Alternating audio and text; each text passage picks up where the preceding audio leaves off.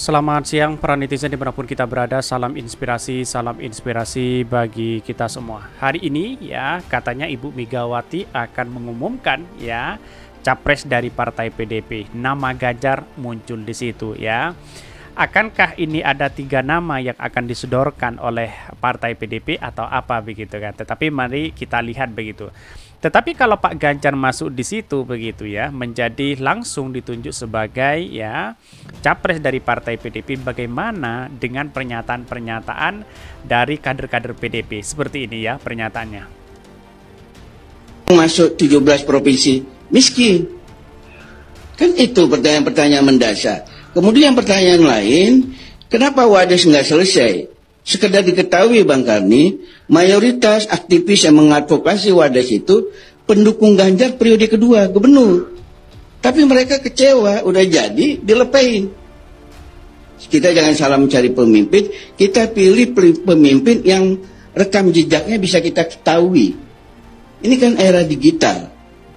Ada yang masih ingat dari pernyataan ini begitu kan? Ini sangat menarik sekali bahwa apa yang selama ini kalau memang Pak Ganjar yang dipilih di situ ya, bagaimana dengan Wadas, dengan angka kemiskinan yang ada di Jawa Tengah begitu kan ya? Bukan soal ini elektabilitas, tetapi bagaimana cara mengelola 2 periode saja di Jawa Tengah seperti itu begitu ya. Ya kita hargailah, inilah demokrasi kita begitu kan ya. Tetapi perlu diingat bahwa ketika Ibu Megawati partai PDP tidak berkoalisi dengan partai lain, maka kemungkinan besar ya Pak Ganjar akan kalah begitu ya. Kenapa? Karena di satu sisi ya muncul spekulasi di masyarakat bahwa ketika KIB menyodorkan nanti adalah Pak Sandi dengan Erick Thohir ya, lalu kemudian Pak Erlangga mengalah di situ ya, kemungkinan besar akan menjadi 4 poros di situ. Ada Pak Prabowo Caimin di situ begitu ya. Tetapi menarik ya sebenarnya kalau kita amati bahwa ya inilah politik kita begitu ya. Kalau 4 poros akan mudah ya Anies Baswedan mengalahkan dari 3 calon ini. Kenapa? Karena di satu sisi mayoritas di masyarakat banyak yang begitu memilih Anies Baswedan. Karena Anies Baswedan itu adalah berangkat dari rakyat, bukan berangkat lalu kemudian menjabat sebagai gubernur ya, yang sedang menjadi gubernur seperti Pak Ganjar kan sekarang menjadi gubernur, dia berangkat di situ. Waktu Pak Jokowi juga berangkat dari gubernur begitu, apalagi Pak Prabowo ya sekarang menjadi menteri. Hanya Anies Baswedan lah yang berangkat dari rakyat kecil yang kemudian menjadi momentum bagi kita bahwa ya inilah dari rakyat untuk rakyat dan seluruh untuk rakyat. Inilah yang kemudian menjadi catatan penting kepada kita bahwa Anies Baswedan mahninya luar biasa. Karena inilah Anies Baswedan berangkat dari rakyat begitu kan. Ya jarang sekali pemimpin-pemimpin Indonesia saat ini begitu ya yang kemudian berangkat dari rakyat begitu. Ini banyak sekali komentarnya. Ini biarin bersuara, salam buat pembina ya ini. Dokter mencret itu kemana ya? Ya, ini tak akan terperosok ke lubang ini. Partai yang mencalonkan GP harus berpikir jernih. Lihat ngurus satu daerah kecil ya aja tidak ada menonjol kepribadian. Mau ngurus se-Indonesia, ingat waktu bersaing dengan Sudirman Said Pilkada Jateng hanya sekitar 0% kecil sekali. Ini banyak sekali ada pro dan kontra begitu. Tapi perlu diingat bahwa inilah demokrasi kita sebenarnya begitu ya.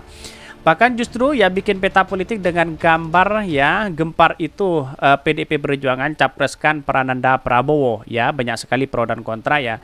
Kalau kalau GP ya jadi presiden, kira-kira apa yang bisa ditawarkan? Kepemimpinan sekarang di daerahnya tidak ada yang menonjol kecuali cuitan sosmed yang aktif. Komparasi pembangunan dengan daerah lain seperti dengan Jogja, Jatim, Jabar ya sepertinya tidak jauh berbeda. Ini banyak sekali pro dan kontra begitu ya. Tetapi mari kita baca terlebih dahulu beritanya seperti ini. Ini beritanya ini agak menarik begitu ya. Pakar BRIN ya menyebutkan bahwa Ganjar bakal ubah peta politik di 2024 jika jadi capres PDP. Mau dirubah dalam bentuk apa begitu kan? Itu yang menjadi pertanyaan hari ini begitu kan? Mengurus daerah Jawa Tengah saja ya seperti itu, publik sudah tahu siapa mereka begitu. Peneliti Pusat Kajian Politik BRIN Aisyah Putri ya Budiarti menilai PDIP akan mengubah peta politik Pilpres di 2024 jika mengumumkan Ganjar Pranowo sebagai calon presiden di 2024. Partai politik akan melihat potensi menang, potensi mencalonkan wapres dan lainnya akan ya kata Aisyah dalam keterangan tertulis di Jakarta. Dengan mengumumkan Ganjar sebagai capres, kata dia PDP bakal menjadi magnet dan membuat parpol lain merapat ke partai besutan Megawati Soekarno Putri. Kok bisa seperti itu begitu? Bahkan partai-partai lain ada yang berspekulasi bahwa ya ketua partai jangan ada lagi yang kemudian menjadi menguasai atau menjadi power begitu kan. Siapa mereka? Ya tentu PDIP begitu. Ada yang berspekulasi seperti itu begitu. Bahkan saya melihat ya ketika KIB sudah solid di situ, lalu kemudian KKIR sudah solid, koalisi perubahan sudah solid, ya tidak mungkin ya yang lain itu karena bergabung kepada partai PDIP begitu kan. Ya tetapi inilah dinamis begitu ya. Tetapi PDIP ya bisanya ini adalah bisa mengusung calon presiden sendiri begitu. Bahkan menurut dia ketika PDIP mengumumkan capres, hal tersebut akan membuat partai lain memikirkan ulang strategi politik menjelang Pilpres di 2024. Jika PDIP mengumumkan capres sebelumnya koalisi besar benar-benar berbentuk, maka PDIP akan menjadi game change ya dalam proses lobby-lobby politik antar partai.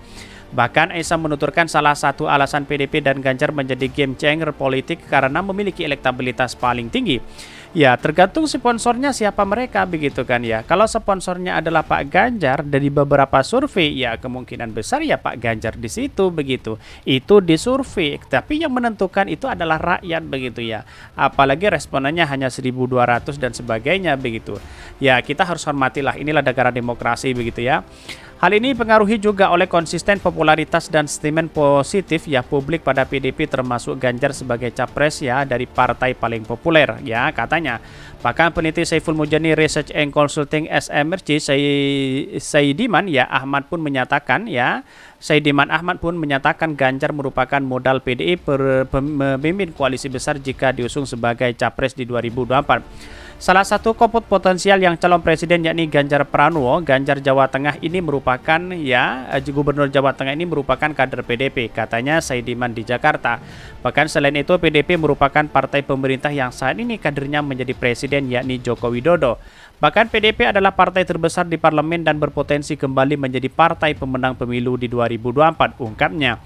Bahkan kata dia, PDIP akan besar peluangnya untuk menjadi magnet pembentukan koalisi. Hal itu juga dikuatkan oleh hasil survei SMRC yang kemudian memperlihatkan elektabilitas Ganjar ya kembali naik setelah sebelumnya turun.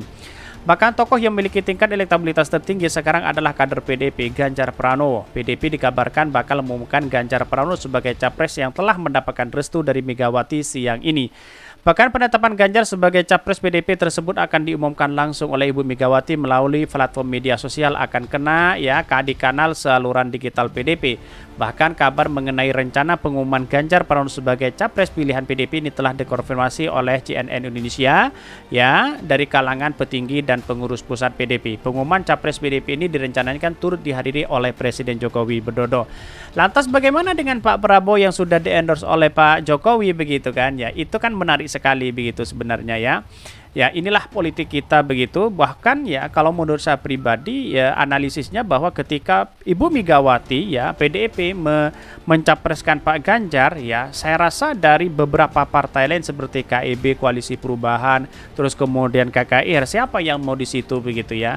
Karena memang pada hakikatnya PDIP belum mengajak kepada yang lain, apalagi partai Golkar begitu kan. Hanya bersifat pertemuan-pertemuan ya. Yang paling solid sekali adalah ketika dia bertemu dengan PKS begitu. Ya bisa saja KIB ini adalah bubar, lalu kemudian bergabung kepada Anies Baswedan begitu.